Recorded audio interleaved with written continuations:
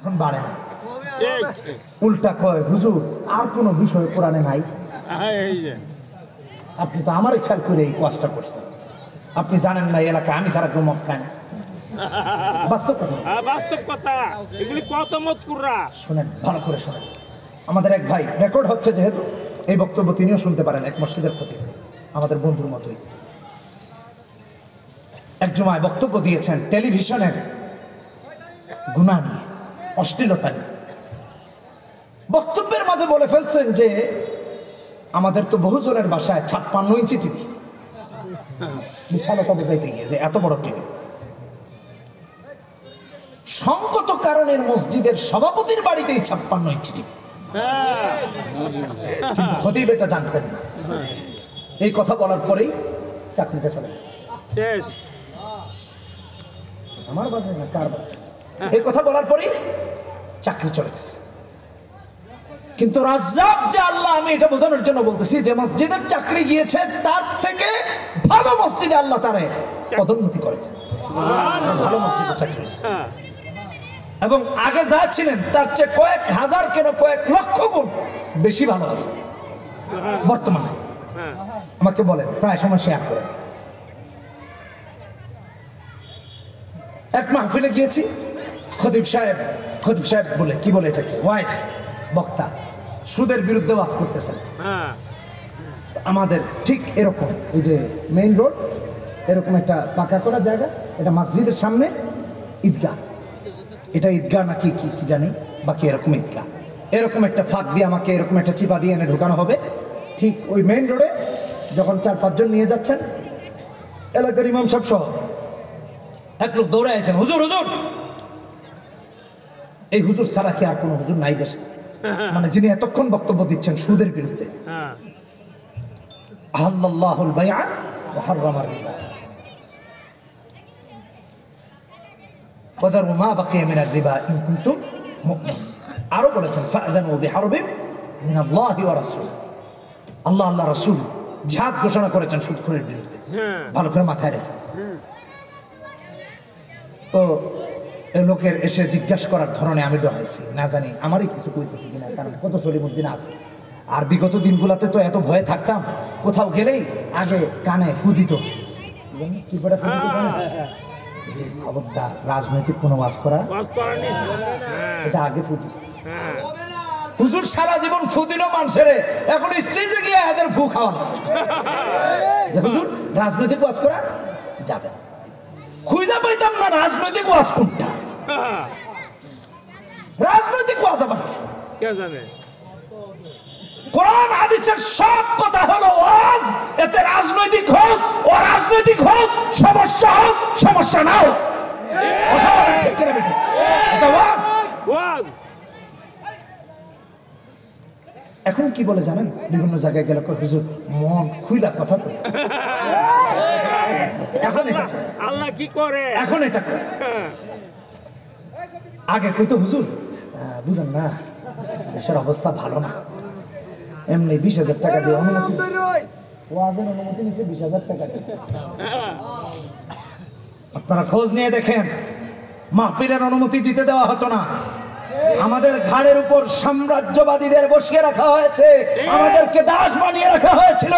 সামনের দিন আর দাসত্বের প্রাচীর ভেঙে দিয়া ইনশাআল্লাহ কালিমার পতাকা আমরাই উড়াবো, আমরাই উড়াবো।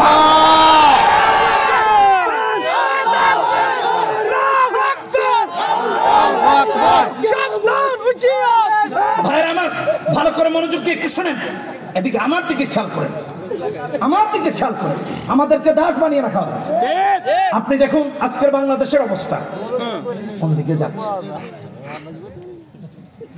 হাজার হাজার মুসলিমদেরকে ফিলিস্তিনে মারা হচ্ছে।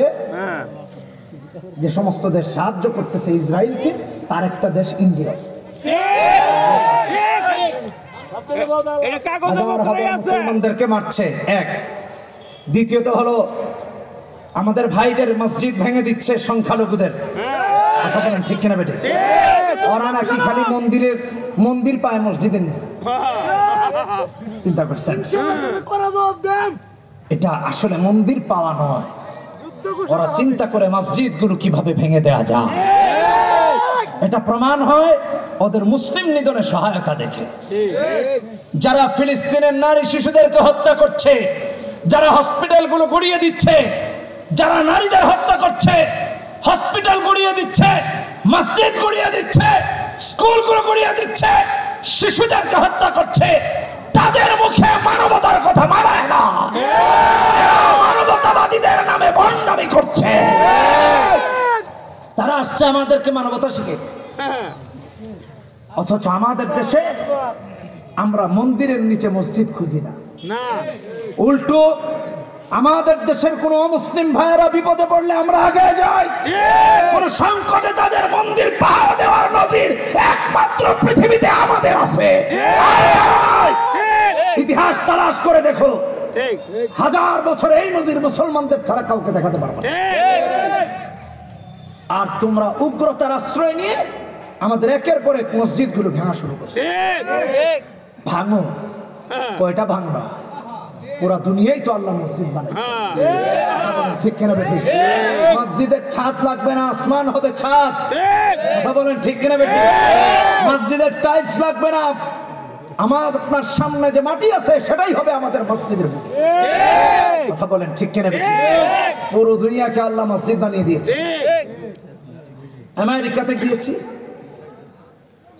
জুন মাসের কথা বলছি, আমেরিকাতে সব জায়গায় তো অ্যাভেলেবল মসজিদ নাই। আমরা যারা ছিলাম একটা চাদর থাকতো বড়, যেখানেই ওয়াক্ত হয়েছে, আজান হয়েছে, সেখানেই নামাজ। মসজিদ লাগবে না, কথা বলেন না? খালি জায়গা, ঘাসের মধ্যে নামাজে দাঁড়ায় গেছে। কত মানুষ উঁকি দিয়ে দেখছে আমাদের কোন জায়গা থেকে আবিষ্কার হইল, কোন আসমান থেকে নতুন নাজিল হইল কিনা। আলহামদুলিল্লাহ আমরা আদায় করেছি। বাস্তবতা বলতেছি দুনিয়া। তো আমাদের মসজিদ ভেঙে কি আমাদের নামাজ বন্ধ করা যায়?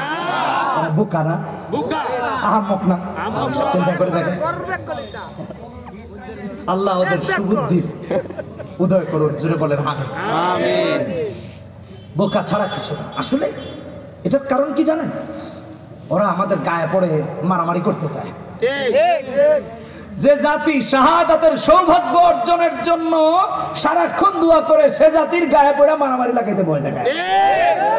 আমরা তো শহীদই তামান্না নিয়ে বেঁচেছি। আমাদের বাঁচলেও হারাবার কিছু নাই, মরলেও হারাবার কিছু নাই। সব বোঝাপড়া কার সাথে? জোরে বলেন কার সাথে? আল্লাহর সাথে। আল্লাহ আমাদেরকে হেদায়েত দান করুন, আমিন, দান করুন, আমিন। দুঃখের কথা বলতেছি আমার ভাই, যে কথা বলতেছিলাম, এত কথা আসলো। কোরআনের সাথে দূরত্ব তৈরি করা যাবে না, মহব্বত তৈরি করতে হবে। আমার মা বোনরা অধিকাংশ কোরআনের সাথে খুবই দূরত্ব। যতটা সম্পর্ক টিকটকের সাথে আছে, কতটা যদি কোরআনের সাথে থাকতো তাইলে জান্নাত ওয়াজিব হয়ে যেত। আরেকটা আছে না সিরিয়াল, স্টার জলসা, স্টার সিনেমা, স্টার প্লাস, কি কোন ঠিক কিনা বেঠিক? সব মিলায় হলো জামাইয়ের সাথে ঝগড়া আর মারামারি প্লাস। কথা বলেন ঠিক কিনা বেঠিক? ওখানে যে যে অভিনয় দেখে ওইগুলাই জামার সাথে অ্যাপ্লাই করে, ননদের সাথে অ্যাপ্লাই করে, শাশুড়ির সাথে অ্যাপ্লাই করে গন্ডগোল লাগায় সব শেষ।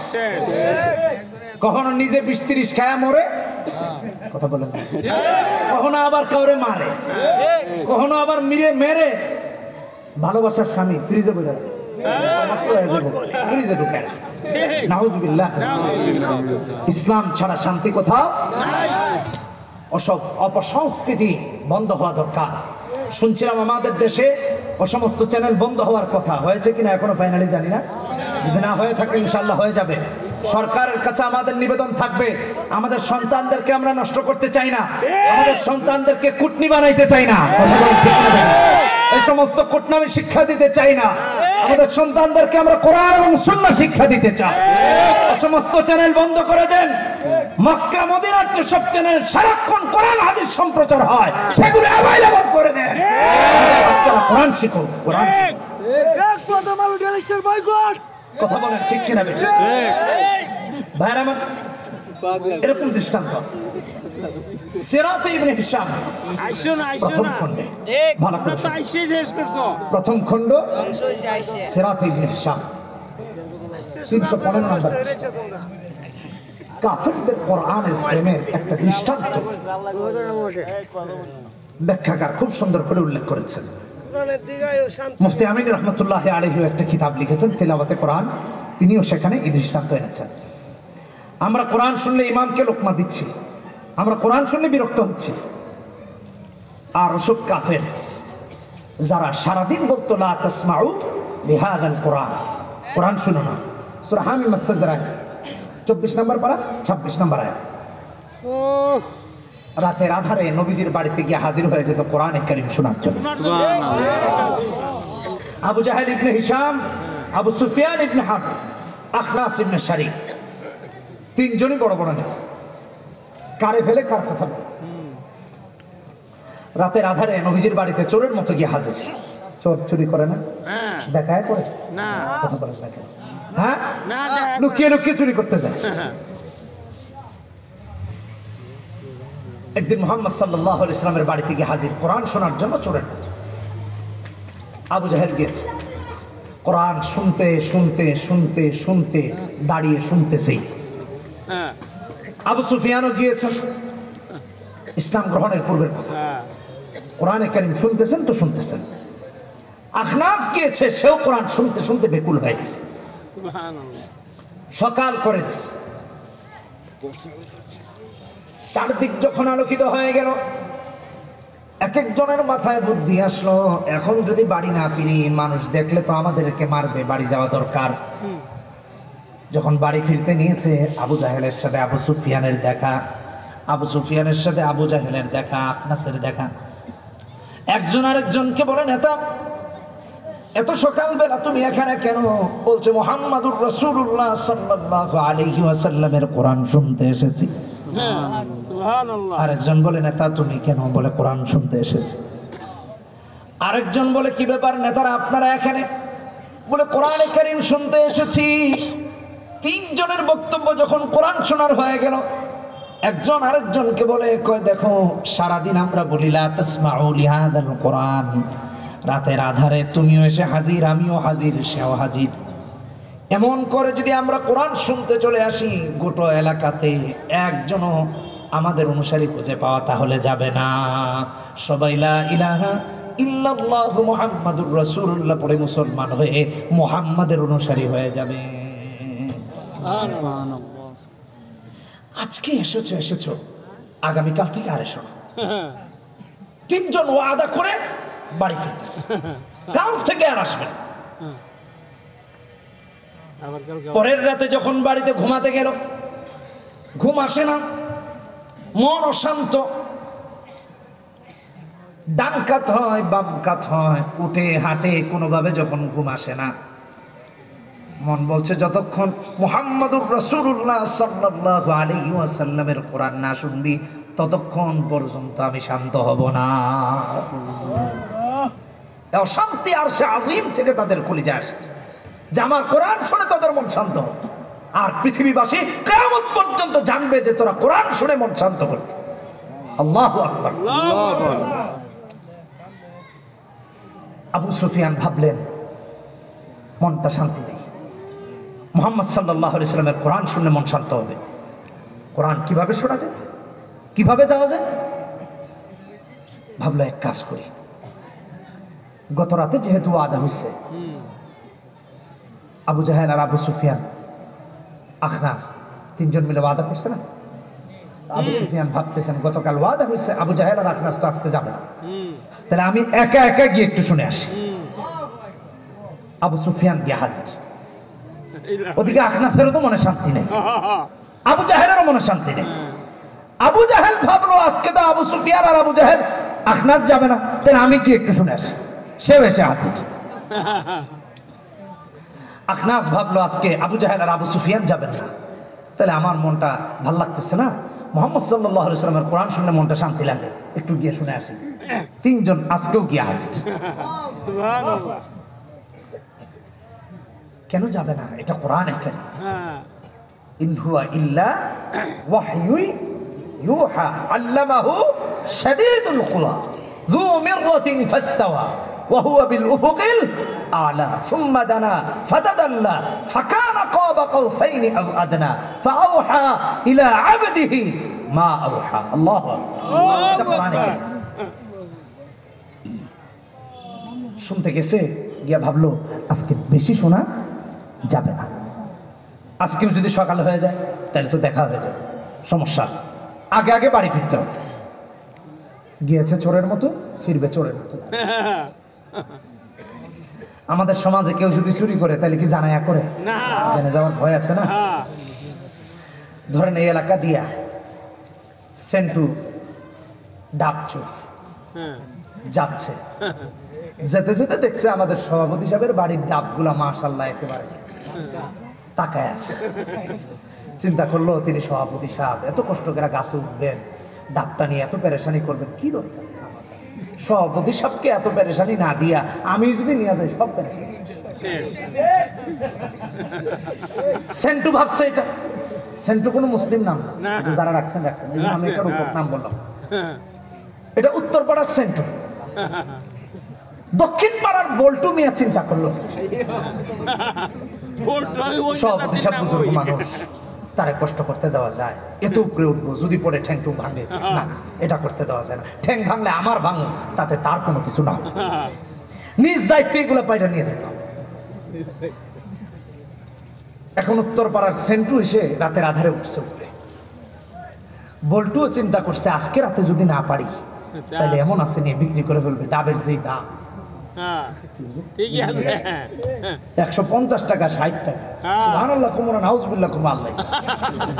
কালকে একজন বিচার দিচ্ছে, কই সেন্ট মার্টিন এত ডাব হয়, ওইখানেও বলে ডাবের দাম বেশি, কমবে আর কোথায়? তাহলে বল্টু আর সেন্টুর উদ্দেশ্য তো ঠিকই আছে, এত দাম যেহেতু ডাবের।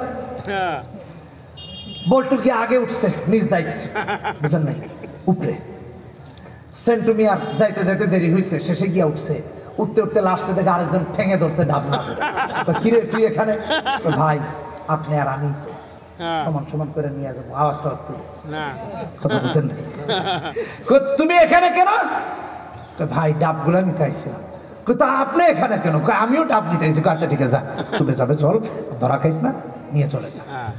চোরেরা কাউকে দেখায় চুরি করে না, এটা স্বাভাবিক। আবু জাহেল, আবু সুফিয়ান, আখনাস চোরের মতো রাসূলুল্লাহর কোরআন শুনতে এসে হাজির হয়েছে। আল্লাহু আকবার, আল্লাহু আকবার। ফেরার সময় আবার ধরাও নিজেদের মাঝে, সেন্টু আর বল্টু। ওই কেন এসেছো? কেউ কোরআন শুনতে আসছে। ভাই আপনি কেন আসছেন? আমিও কোরআন শুনতে। দ্বিতীয় রাতে ভালো করে ওয়াদা করছে, কই দেখো তুমিও নেতা, সেও নেতা, আমিও। আর আমরাই যদি সারাদিন কোরআনের বিরোধিতা করার পর রাতের আধারে এমন করে নবীজির কোরআন শুনতে আসি, তাহলে মানুষ তো মারবেই না, খালি খবর করে ফেলবে। লাত মানাত ওজ্জা খবরের উপাসনাও কেউ করবে না। আগামীকাল থেকে আড়াইশো না, বাড়িতে গেছে, খুব ভালো করে ওয়াদা করে গেছে। কিন্তু আমার বন্ধুগণ, কোরআন তো আল্লাহর কালাম। আল্লাহু আকবার, আল্লাহু আকবার। তৃতীয় রাতে ওরা অস্থির হয়ে গেছে।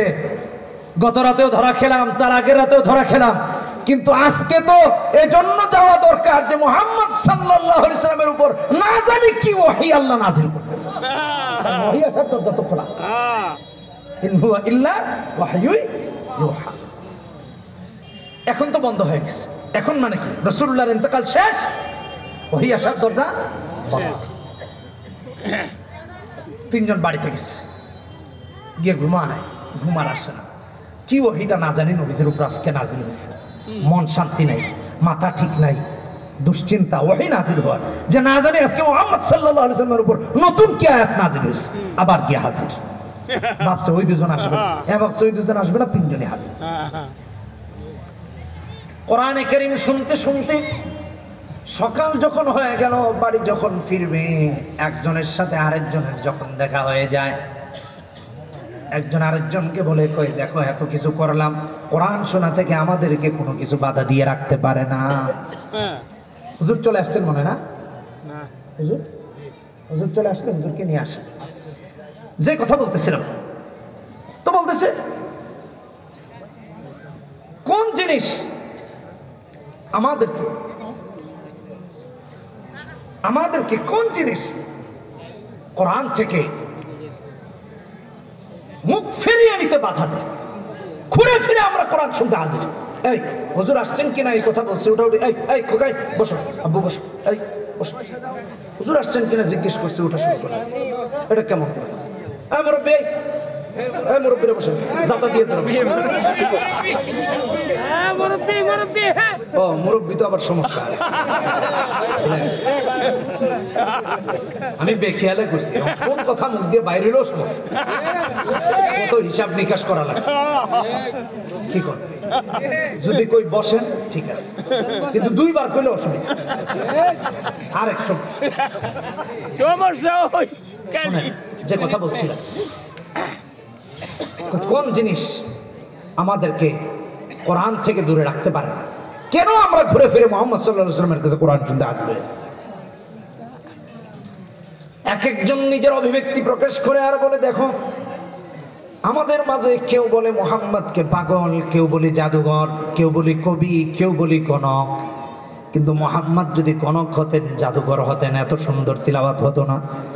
নিঃসন্দেহে মুহাম্মদুর রাসূলুল্লাহ, আল্লাহর সত্য রাসূল, আর কোরআন হলো আল্লাহর সত্যিকারের কালাম। নচেতে এত ভালো লাগা কাজ করতে। ইহুদি নাসারারা কোরআন শোনার জন্য পাগল হয়ে থাকতো, আর আমরা কোরআন শুনলে ইমামকে বাধা দিই। এটা একমাত্র মুনাফিকের কাজ। কথা বলেন ঠিক কিনা বেঠিক? এই মুনাফিকি থেকে এই সমাজকে উদ্ধার করা ছাড়া কোনো উপায় নাই আমার ভাইরা, মাথায় রাখুন। এই আমার বন্দুকটা দেন তো।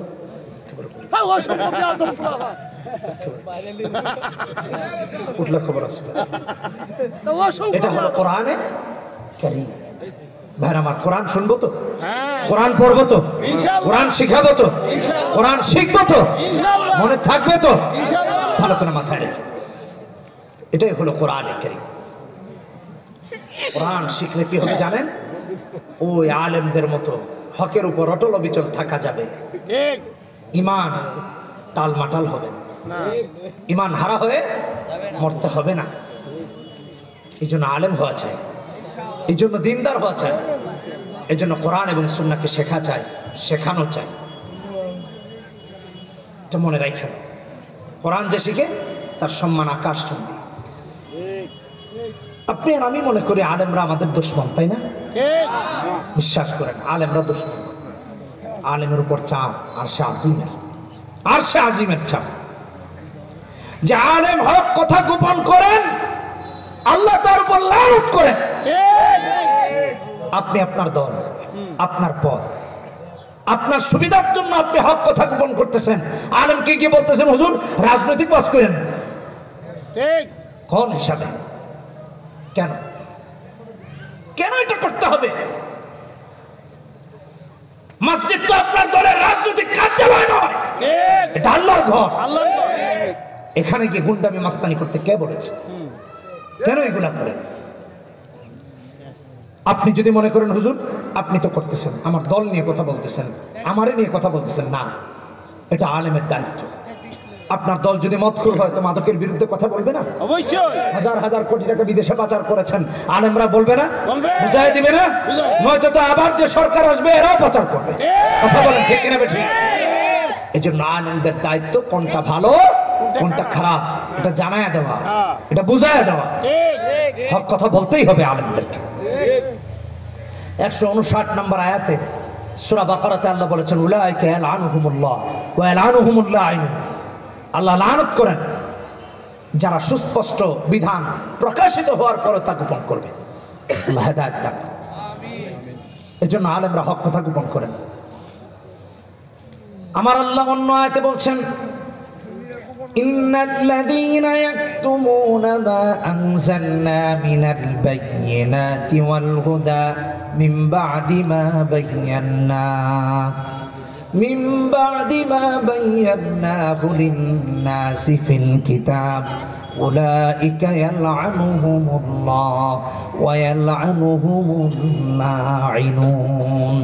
174 নম্বর আয়াতে বলছেন ইন্নাল্লাযীনা ইয়াকতুমুনা মা আনজালাল্লাহু মিনাল কিতাবি ওয়া ইয়াশতারুনা বিহি থামানান ক্বালীলা উলাইকা মা ইয়াকুলুনা ফী বুতুনিহিম ইল্লান-নার ولا يكلمهم الله يوم القيامة ولا يزكيهم ولهم عذاب أليم। জালেম স্বল্প মূল্যে কোরআন তথা কোরআনের বিধানাবলী রাসূলুল্লাহর সুন্নাহকে কেনা বেচা করে সে পেটে টাকা পয়সা বা খাদ্য ঢুকায় না, বরং জাহান্নামের আগুন তার পেটের মাঝে ঢুকায় না। আউযুবিল্লাহ।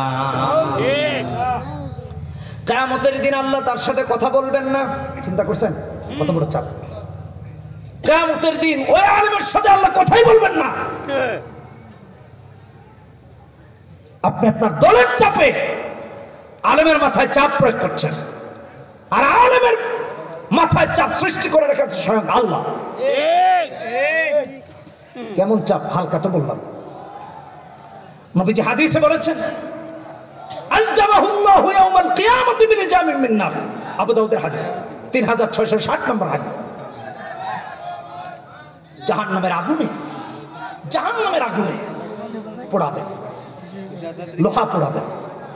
যে লোহা লাগাম বানানো হবে, ওই লাগাম ওই সমস্ত আলেম যিনি জিজ্ঞাসিত হবার পরে হককে গোপন করবেন তার মুখে লাগায় দিবেন। আপনি আলেমের জবানকে কন্ট্রোল করতে আসেন। যদি আপনি মুমিন হন তাহলে আগে নিজের জিহ্বাটা, নিজের ঠোঁট দুটা আগুনের উপর দিয়ে দেখেন যে জ্বলে কিনা। কথা বলেন ঠিক কিনা বেঠিক? অতএব আলেমদেরকে হক কথা বলার দায়িত্ব কে দিয়েছেন? আল্লাহ। তাই আলেমদের উপর খবরদারি, নজরদারি এটা মুসলমানের কাজ না। আল্লাহ আমাদেরকে বুঝার তৌফিক দান করুন। আমিন। হুজুরে বলি আমিন।